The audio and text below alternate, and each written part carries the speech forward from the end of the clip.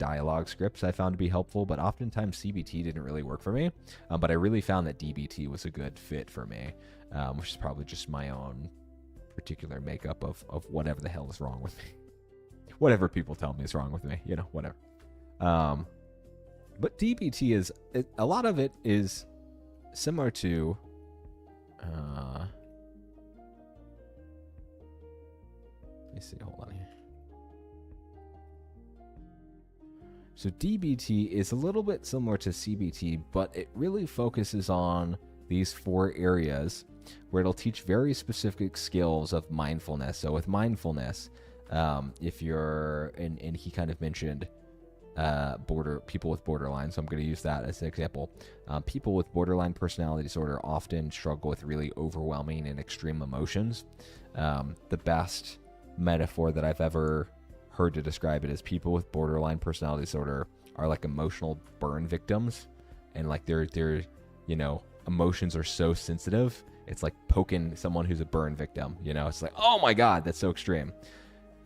That's kind of borderline personality in a nutshell. That's how I think of it.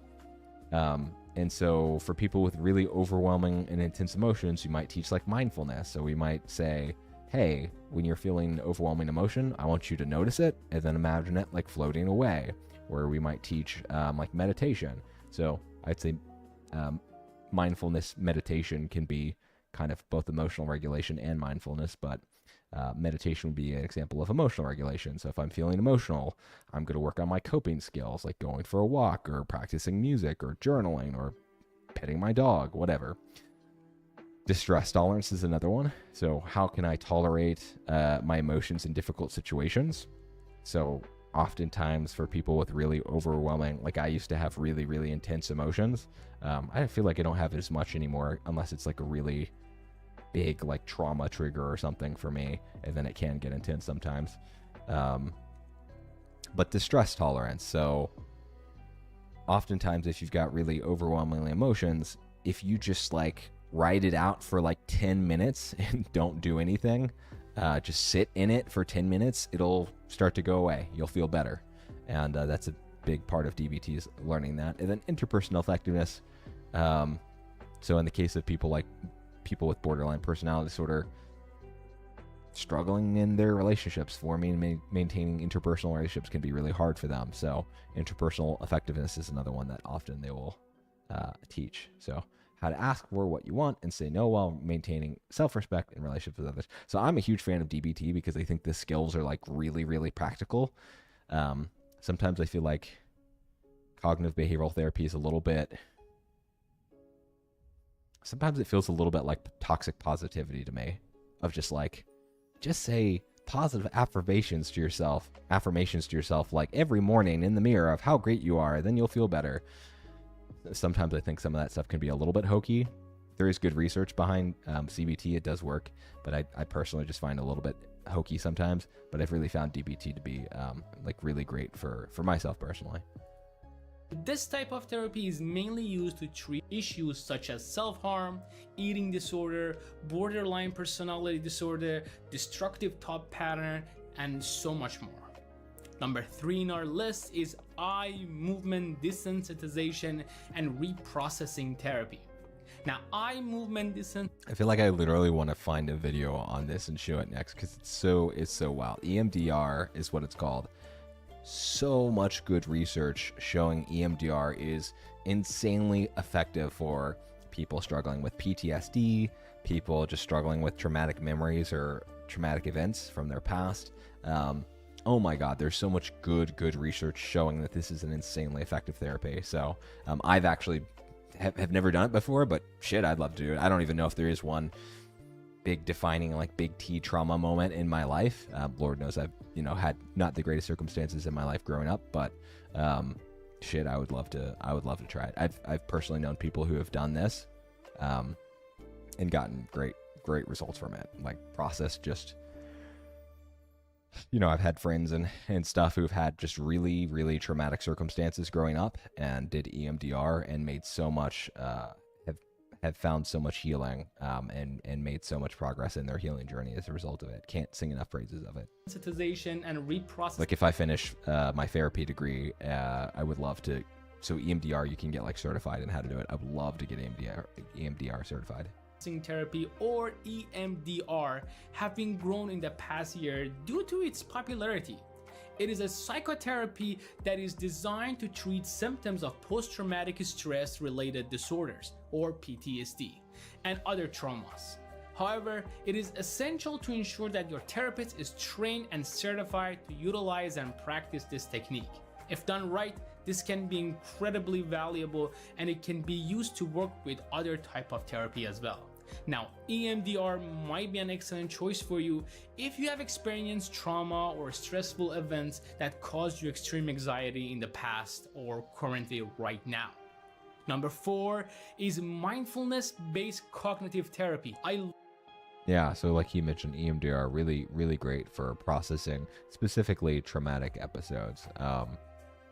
Yeah, we might look up a quick video of this after we get done with this video, because it's just so can't say enough good things about it. Mindfulness-based cognitive therapy, or MBCT. MBCT is another cognitive behavioral technique that utilizes mindfulness exercises to help individuals see and understand their negative thought pattern, giving them power to manage and alter how they feel and react to them. MBCT might be a good option for you if you have or if you are suffering from recruitment depression or have unexplained stresses. Now, this technique can be used in many aspects of our life, and it can be extremely powerful. Next is psycho. And the MBCT, I honestly think of it like cognitive behavioral therapy. If CBT and DBT had a baby, I feel like that's literally just MBCT. It's just combining the best of both worlds, which, you know, I think is really, really good. Analyst. The psychoanalyst concept has been used for many years and has been modified, updated, and adjusted many times to fit our need today. Psychoanalyst is known as talk therapy. This is still a common therapy type that can bring our unconscious problem to the surface, allowing us to dissect them and resolve them. Now, psychoanalyst might be a good option for you if you have anxiety, self-esteem problem, and you would like to explore your problems further. Next is psychodynamic therapy. And psychoanalysis is really, obviously it was first pioneered by Freud, Sigmund Freud, and because of that, it's kind of gotten a lot of flack. Modern day psychoanalysis is far evolved from the stuff that Freud originally brought up. I don't know a whole lot about psychoanalysis, but a lot of it is like examining unconscious beliefs and that sort of stuff. So it's interesting.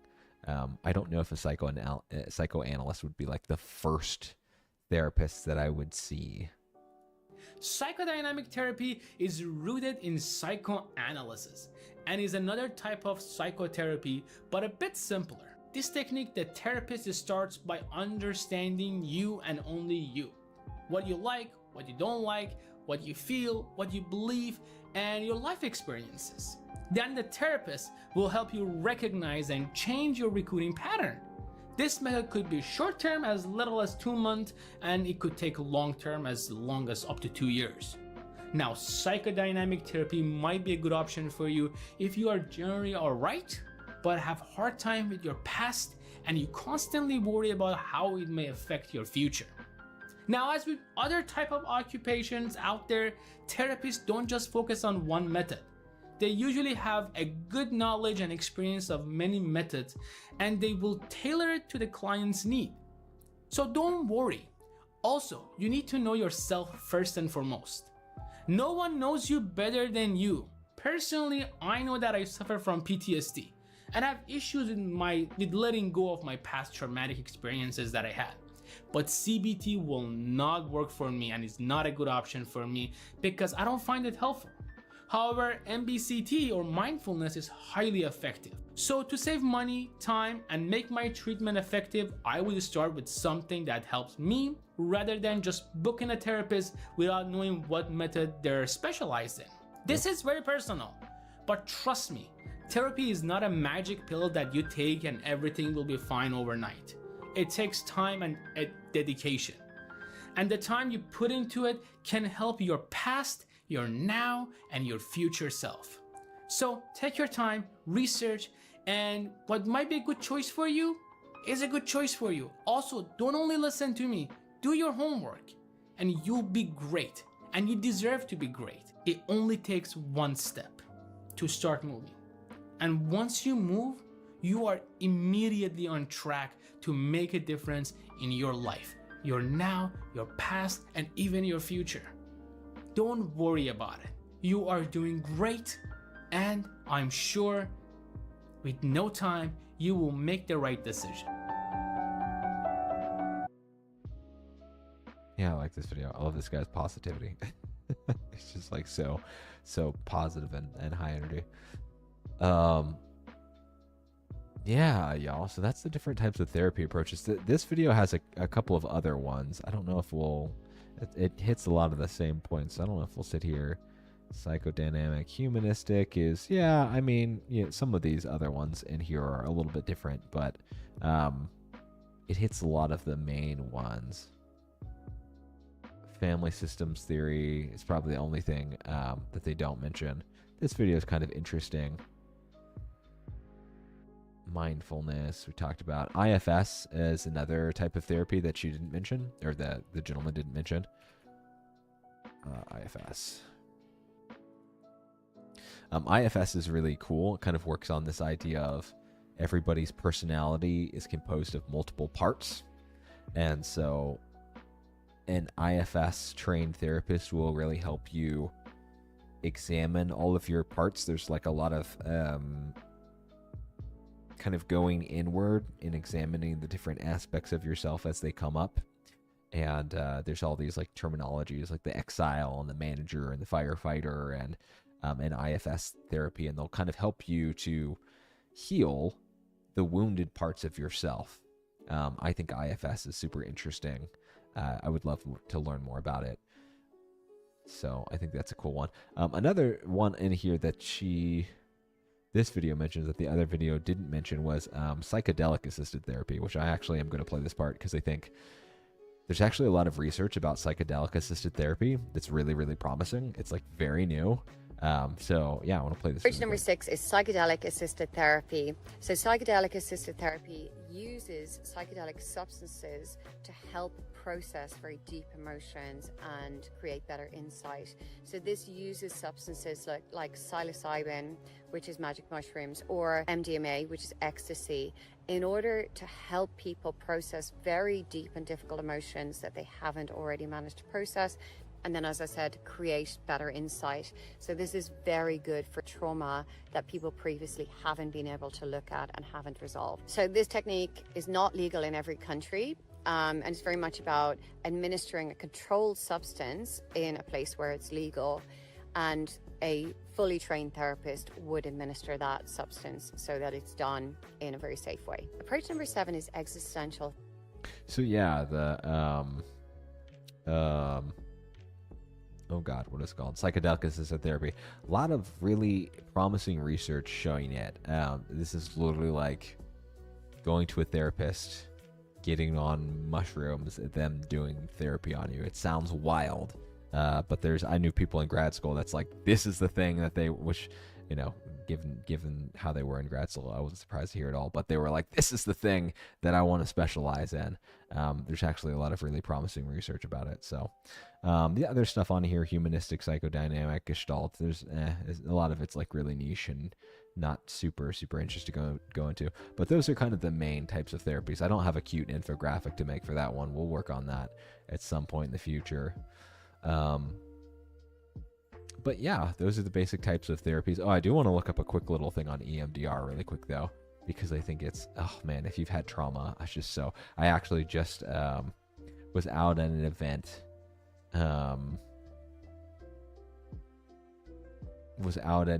and actually spoke to a therapist. She practices out of Texas actually, but she was in my neck of the woods. And here, we'll watch this one just to go over it really quick. And yeah, she's a firm believer in EMDR. A lot of that's really backed up by what's called polyvagal theory, which is kind of how the body embodies trauma, and how a lot of the events of trauma get stored in our body. And so things like EMDR really work at releasing that trauma out of the body, and in doing so help us like process and overcome really traumatic events. So I think if I become a therapist, definitely I would like to be like a very trauma-informed therapist. I think it's a lot of really cool stuff coming out of that.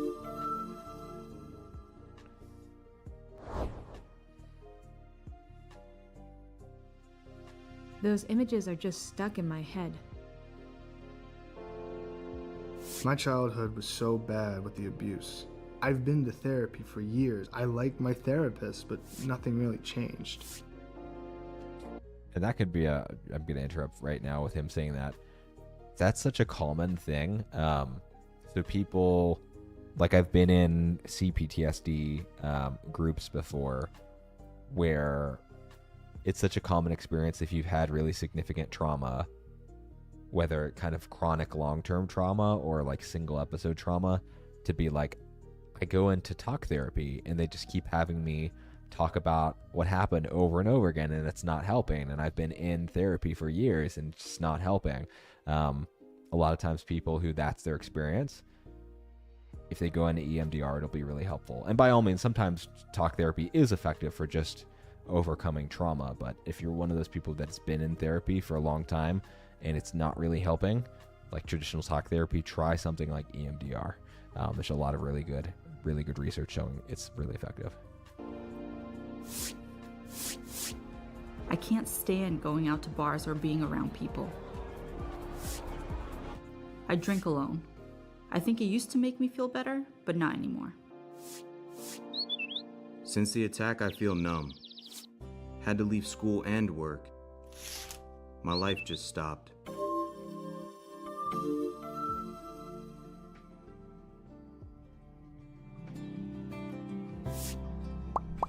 These are the voices of people who have lived with post-traumatic stress disorder, or PTSD. Sometimes PTSD can start right away after something happens, and other times it takes a while to notice symptoms.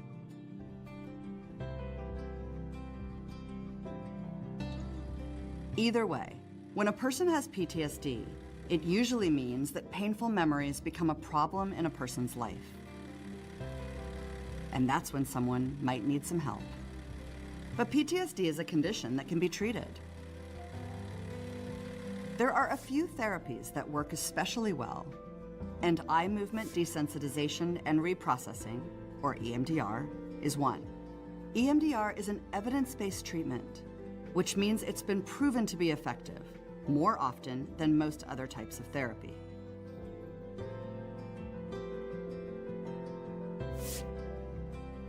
During EMDR, a trained therapist works with a person to keep the sessions comfortable and relaxed, but also to achieve the goals they set together. Relaxation and breathing exercises might be taught early in the sessions, so they can be used later. People then talk about the memories that have been most difficult for them. While they're telling the stories of their trauma, they're also watching something right in front of them, such as moving lights or the tip of a pencil being waved back and forth. The repetitive eye movement can be distracting or calming, and telling the story becomes easier. This is desensitization. Next, the feelings that go with the memories of awful, traumatic moments, or years of traumatic moments, can change. Those feelings shift during therapy, and how people think about themselves in relation to their memories can be dramatically different following EMDR. This is reprocessing. The memories start to have far less power than they did before the treatment. The best news is that EMDR usually doesn't take that long. The feeling that a person is stuck in the past can change with EMDR. People with PTSD can become fully present and live their lives the way they intend. PTSD can be treated, and people can get back to the lives they want to live.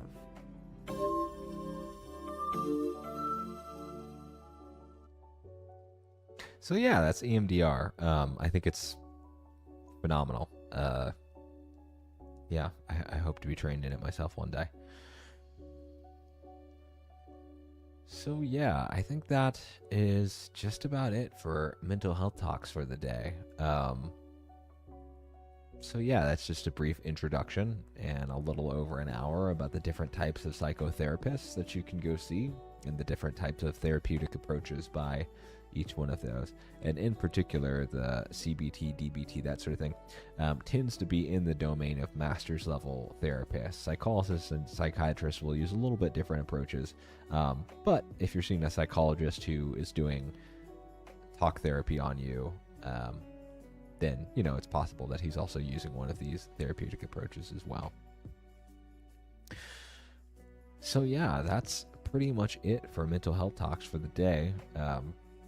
Hopefully that was helpful to you guys, whether you've been to therapy before and maybe it's helped you get some more clarity on, I saw this person and I did this thing and it really wasn't effective, but now I know if I would have went and did this other thing, it would have worked out better. Hopefully that this has been helpful to you for that. Or if you've never been to therapy at all, hopefully this will give you some clarity of like, you know, I've been thinking about going to therapy, but it's just so overwhelming with all the different titles and stuff. Hopefully now you have a clear idea of who you might go see and maybe even what kind of approach they might use that would be the most helpful for you. So yeah, that's pretty much it. I am going to go ahead and take a brief break to use the restroom, and then we're probably going to transition over to games for the night. So if you guys are floating around out there, I'll send a thing up in the Discord as well. If you guys are floating around out there and would like to hop in for some games, then by all means stick around and we can play some Overwatch. I've even got Fortnite updated. No one wants to play Apex with me. Oh, I would love it if someone in my community wanted to play Apex with me. But we can play whatever. So I will be right back, guys, and then we can dive into some games.